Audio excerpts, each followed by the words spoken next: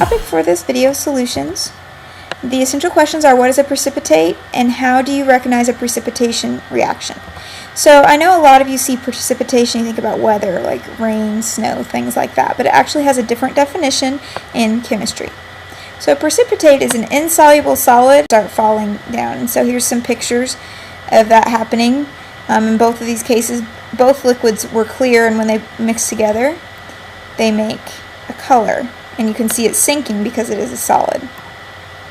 So that's what a precipitate is. To help you remember, you can think about that it's raining solid, because I know you think about rain with that. So raining solid is what it means in chemistry.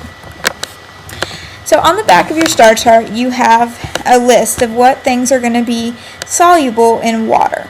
So this is kind of a confusing list, and we'll do this actually in class, but just to show you, these compounds are soluble in water. Now, if they have an exception listed over to the right, then those things will be insoluble. For instance, if we look at the last one here, SO4-2, sulfate. If it's combined with strontium, barium, lead, or mercury, so these four exceptions, it's actually not going to be soluble. But if it's combined with anything else, it'll dissolve in water. Okay? The other portion of this that's soluble is over here. Okay, so on the bottom left, they list insoluble compounds.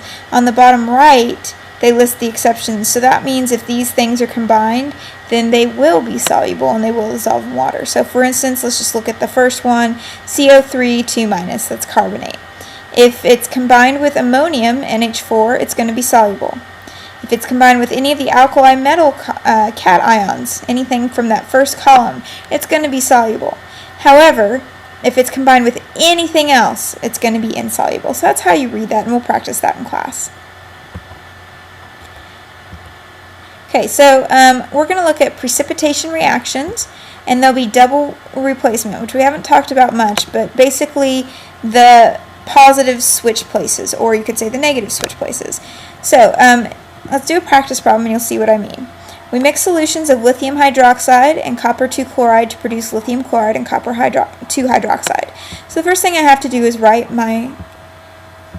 my formulas, and I do want to make sure that they've been balanced out, to do my crossover and everything. I'm not going to worry about balancing the actual equation right now, though. Okay, so I'm taking little pieces from that chart I showed you a minute ago. And so with chlorine, it is soluble unless it's combined with silver, lead, or mercury. Okay, the other one we're looking at is hydroxide. It is insoluble unless it's combined with ammonia, the alkali metal cations, calcium, strontium, or barium.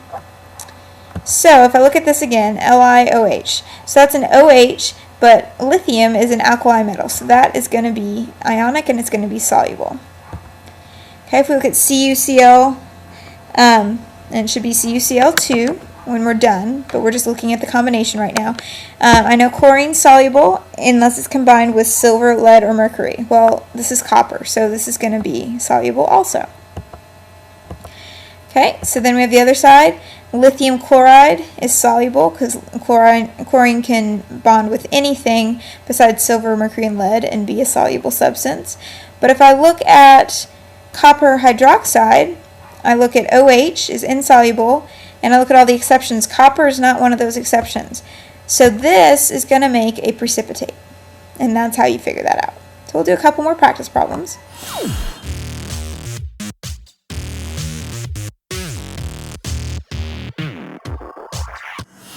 Mix aqueous solutions of ammonium sulfide and cobalt 2 bromide to produce ammonium bromide and cobalt 2 sulfide. So here's ammonium sulfide, and I'm not going to do the crossover right now, but you would of course need to if you're writing a full equation. There's cobalt 2 bromide. Okay, there's ammonium bromide, that's what we're producing, and cobalt 2 sulfide. Again, I have not done all my crossovers, and you would want to do that. I'm just showing you how to find the precipitate. So again, I'm stealing from that chart. With bromine, it is going to be soluble unless, here's my insoluble exceptions, it's combined with silver, lead, or mercury. So if I look at both bromine options, it's not combined with any of those.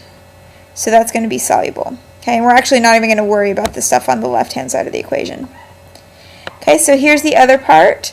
So sulfide is insoluble unless it's combined with ammonium, alkali metal cations, calcium, strontium, or barium.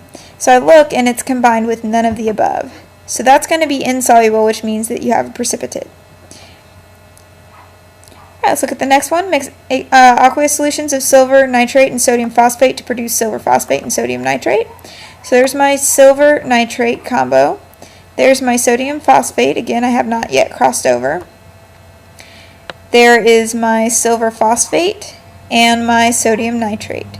So now I can pull off of the periodic table.